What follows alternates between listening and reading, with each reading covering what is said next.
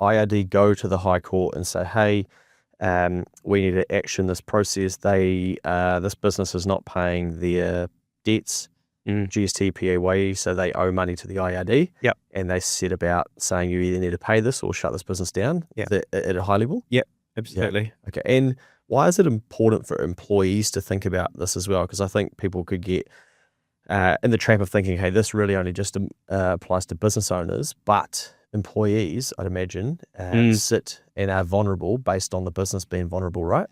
Yeah, there's a few considerations for employees. I mean, I had someone recently who left a stable employment, moved to a company, they headhunted her, and then 6 weeks later, that company went into liquidation. And she's sitting there going, what the hell? Like, I moved from a job into this job. And she had a family and things to sort. So, I think from an employment perspective, it's I don't know how you actually tackle that, because no business is going to open their books for an incoming employee.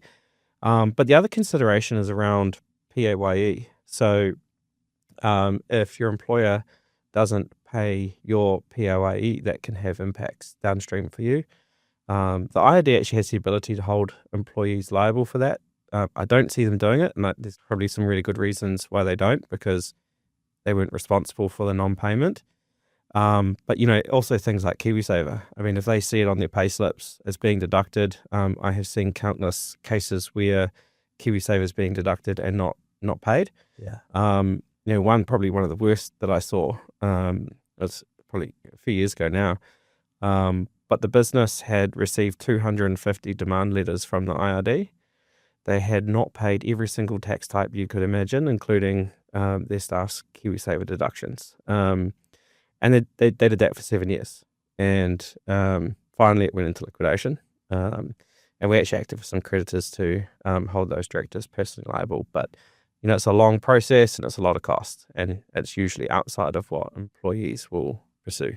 I think I remember reading somewhere that if that is the case, that the employee still has their KiwiSaver paid into, and the government, i.e. the taxpayer, then foots the bill. Oh, really? Yeah. Really? Okay. Yeah. I think that changed. Don't quote me on that, but I remember reading about it a couple or 3 years ago, maybe, because I think it was happening where people were getting their pay slip thinking that they were contributing to KiwiSaver, but their employer wasn't passing on the PAYE and the KiwiSaver. Yeah.